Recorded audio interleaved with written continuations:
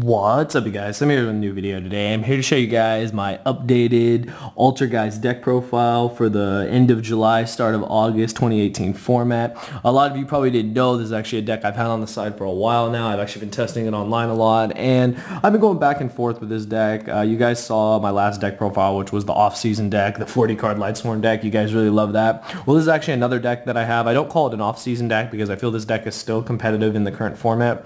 However, I feel like, unfortunately, it was kind of just pushed out by Goki and Sky Striker, Trickstar, and Sky Strikers, but I definitely would never underestimate this deck. I feel a lot of people did that, and those are where you would take those random losses at regionals, those random losses at YCSs. It happened to me too, where this deck just got completely out of control, and like you can't really keep up once they keep resolving multi-fakers, and you get locked out by Floodgates. But this is my take on the deck. This is for the current format right now, and going into our next format, kind of based on maybe what our ban list will be. I actually took a little different approach. I play less Floodgates than a lot of the builds do, but I'm going to talk about those cards later on in the video, like other options you have, because you definitely have more options for this deck. These are just the way that I basically chose to play the deck.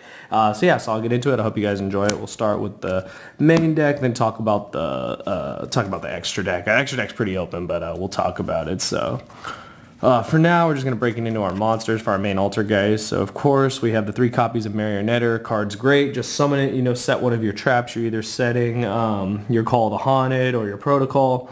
And what I really like about this is just other effect to just, kind of just like cycle out, and I really like this. It's also your strongest one, believe it or not. That's the problem, is that these ALTERGEIST monsters are all really weak, but you basically use them just to kind of go into Hexia and then, keep going. But I like it, though, as a starter. If you don't, especially if you're going first, like you want to start with that or Molseek. Then, of course, the three copies of Multi-Faker. This is why the deck is good. Card's insane, just resolve a trap, summon it. Doesn't matter what kind of trap you resolve. Once a trap resolves, you just summon it. Card's nuts because it just gets you advantage. It's like a tour guide, basically, being able to summon out Silicoitus. And then with Multi-Faker, Silicoitus, you just bounce back the Multi-Faker, bounce back one of their cards like Curin, and then you basically just are just so far ahead because you have a Multi-Faker again for when you resolve another trap. So these guys are nuts. They just really get the deck going. Personally, probably my favorite monster in the deck, though, is the 3 copy of Molseek. I really underestimated this card until I started playing the deck more. The fact that it can just attack directly through anything and then it just gets rid of a card off the field is nuts. I can't tell you how many times that just wins a game. And then if you start with this card, you just can summon it and then link into Link Karibo, and then basically just search out a Multi-Faker, and then you're set up for next turn because this deck plays so many traps that you're most likely going to open that trap too. So this card was just nuts. I really like this card. That's it for your main staple 9 ALTERGEIST. I feel like that's just staple in every build. I don't think you should play any less copies of these main ones because you don't play a lot of ALTERGEIST, but you play the ones that you need. 2 copies of Silicoitus. This is your Kirin. This card is nuts.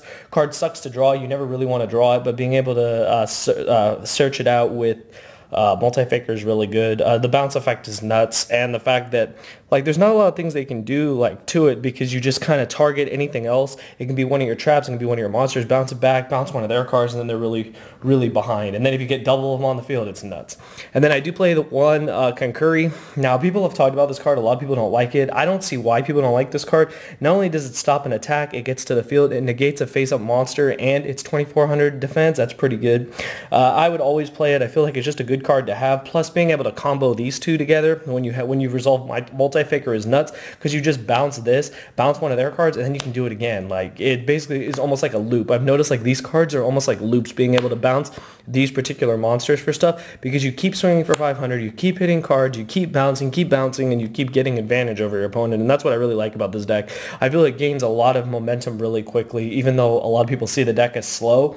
As the game proceeds on, if it proceeds on, depending on what you're playing against, you just really out-resource your opponent. So that's it for the standard ALTERGEIST lineup. I wouldn't change anything about that. Now, my hand traps are a little different than most people's, and I'll explain why in this build. So I am playing the 3 Ash. That's standard. That's definitely the best hand trap of the format still. I think it'll still be the best hand trap going forward. It just has so many good cards it can hit. It's probably one of the best one-for-one trades you can do in the deck.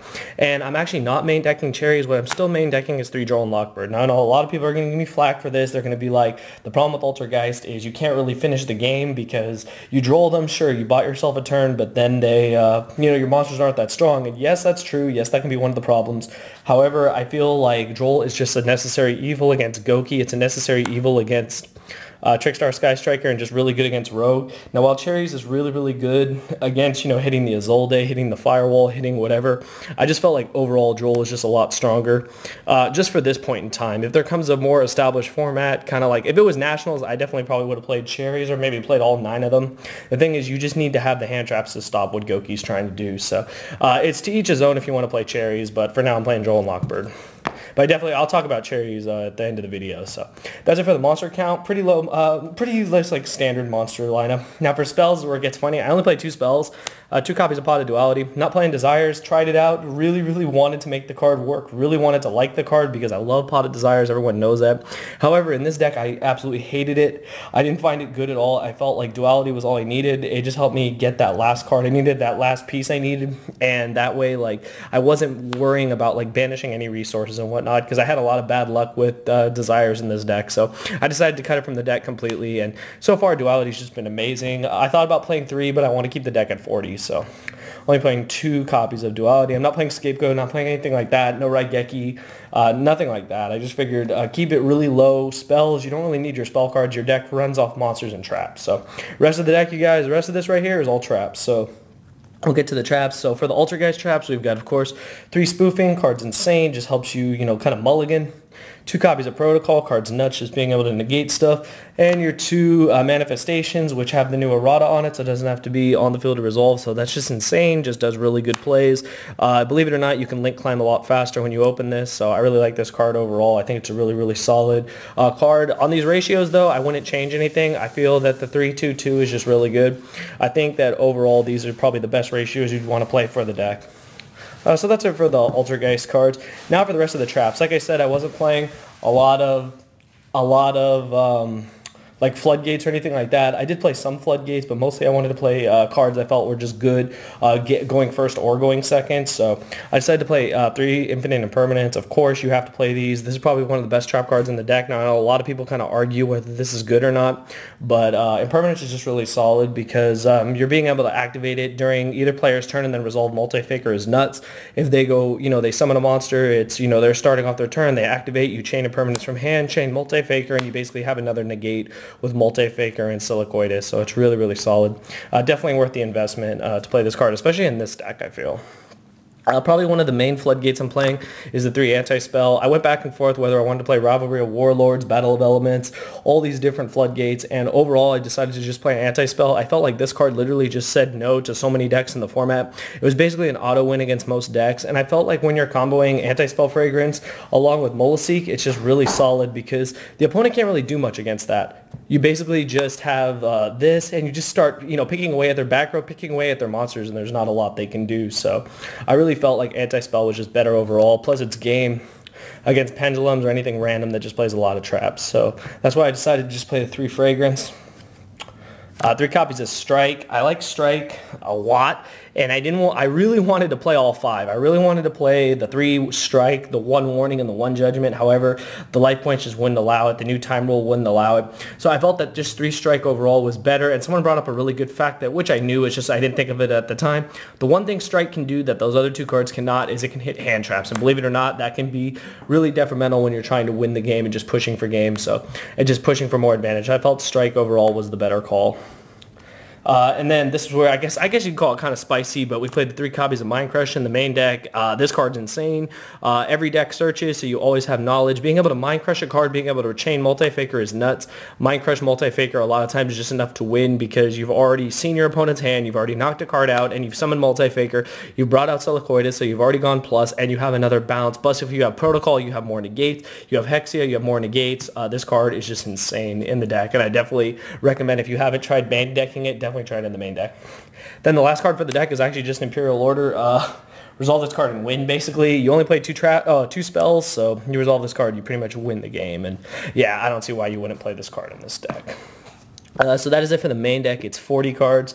Now, before I get to the extra deck, like other things you can play, I already mentioned them, but there is Rivalry of Warlords and Battle of Elements. These are just cards you can play if you really want to floodgate out your opponent. I really like what Rivalry and Battle of Elements can do, especially against Goki, but I felt overall for like more rogue matches and more for like an off-season deck, even though it's competitive, I wanted to have less Floodgates and more just these cards do more for me and gain me more advantage. So I definitely want to just play the cards I've shown you before, but these are definitely two really good options for your deck if those are things you want to do. Then just going on to the extra deck real quick. So for the extra deck, we're playing, of course, the 3 Hexia. This is like the main one you summon. And also the 1 Link Karibo. Believe it or not, this is all I summon. I don't really summon anything else in this deck. Sometimes I don't even make the 3rd Hexia. A lot of times I'm making 1 Hexia or 2 Hexia max, and that's it. But I felt like I wasn't going to play Cherry, so I filled the deck with more options. But I can't tell you guys how valuable Link Karibo is now that everyone has access to it. I'm sure you guys see it. Link Karibo is just so solid, being able to reduce a monster to 0 and being able to just, you know, to recycle out your Molaseek, get a search, and then resummon the Link Karibo is nuts. It just saves you a lot of attacks in this deck since you can't really deal with big monsters. And then just other cards I played. I played the Nightmare cards. I put Mermaid in there for when they try to Ibly me, Extra Link me, etc. Cerebus, Phoenix, and Unicorn. They're just solid overall. No point to play Goblin. Goblin never came up in testing. Now, I know you guys are wondering, like, will these cards come up? Well, a lot of times it just really depends on the situation. If your Hexia isn't really pointing to anything, a lot of times it can come up, that plus a monster. And sometimes you can just get more advantage out of summoning these. So that's why I did these. Unicorn, you guys already know, is just probably one of the best ones for a 3, so being able to just bounce cards is good. Other cards I played Ningirsu. Believe it or not, it comes up. A lot of these cards actually come up, and they've come up in testing. Like, I wanted to leave like an open extra deck since I wasn't playing cherries, and that this way you would have more like of a toolbox at your disposal to kind of take down whatever your opponent was throwing at you. And then the one Drisbania. Again, this card is just nuts against back row decks. It's so good against the mirror match. Like, I can't even tell you guys, like, you do this, you know, you multi-faker under this, and then you just blow up all your opponent's back row, and the mirror match is just nuts. This card just wins the mirror, and it's just really solid overall with the way, like, other back row decks play. So I really like it. And then I played this card. I never summon it, but it's the other ALTERGEIST card. It could potentially come up. Again, it's basically a filler if you're not playing cherries. And again, I'll talk about like your cherries targets, of course, but I wasn't playing cherries, so I put this in here just as another option. I'm sure there's other good cards. I don't have Boral Sword Dragon yet, but I know that card's really good. It just came out, so for now, these are a lot of these cards are probably placeholders. Boral Load, of course, if it comes up. It has come up a lot in testing. Same with Bomber Dragon. If you want to steal games, this is how you do it. These two cards are just really good. And of course, we'd put in the Boral Sword Dragon for another just kind of like auto win card, OTK card. And then I played Black Rose. Now, a lot of people are thinking, Black Rose, why would you play Black Rose? Black Rose is actually solid, you guys. I saw it in some other lists, and basically, it's really simple. If you think about it, if you're main decking Cherries plus Ash Blossom, that's 6 tuners, and all you need is that and a Marionetter, and that's actually really easy to do. You literally just summon Marionetter, and you know, if it survives for the turn or you cycle it out, you know, you just summon one of your tuners in some of these situations. You just blow up the board. It's actually come up twice in testing, and I can't tell you how ridiculous it was. Just blow up their whole board, and then they're behind while you start to set up with your traps and your monsters, and you just win the game. So very, very solid. And the last card, last card is for Waking the Dragon, because in the side deck, I'm not even going to lie, the first card in the side deck, believe it or not, is 2 to 3 copies of Waking the Dragon, because everyone's going to side in back row removal, and if they hit this, you summon this, and it's nuts. Your other options are Naturia Stereo and Last Warrior from Another Planet, but overall, this was like the better card. This card just came up, and it was just game every time, so that's why we played it. But yeah, that's it for the extra deck. Now, things I want to talk about, so probably one of the most common things you'll see in a lot of ALTERGEIST decks. 3 cherries in the main deck. Not against it at all, just saying for this particular list, I wanted to opt from using it. I wanted to have more of an open extra deck, more of a toolbox, and also have more like what I felt were just better overall cards. Now, if you do things like that, you're going to need like a plethora of cherries targets, and I'm sure you guys already know, but just in case you don't, you have your Sky Striker cards, you have your Isolde, you have your Firewall, these are for the Goki, you have Summon Sorceress. I mean, you probably could summon Sorceress in this deck. I mean, I don't know if you should, but it's an option too. That could be another filler card. Buster Dragon for when you play against Calvin Tahan. Spirals, Burning Abyss, you name it. Pretty much everything is there. And that's basically what comes with cherries. And you see the beauty of it is since you're only summoning your Hexias and your Link Karibo, all these cards pretty much are free to put in your extra deck. And then one of the last cards that I noticed people play is Clara and Rushka. Now the reason people play Clara and Rushka is because if they don't have access to Link Karibo, now everyone has access to Link Karibo. I guess this is just another option for a level 1. Also, people are playing Secret Village of the Spellcasters. This is basically another way to, you know, guarantee another spellcaster, but I didn't didn't really like this card as much, but I saw like other decks and other regions were playing it, and I'm assuming it was because Link Kariba wasn't legal or out at the time, so this was just other options. I just wanted to make sure to present to you guys all the different options. But yeah, overall, that is the deck, you guys. I'd like to know what you guys think. I think overall, ALTERGEIST is a really good deck. I definitely, unfortunately, don't feel it's the best deck of the format.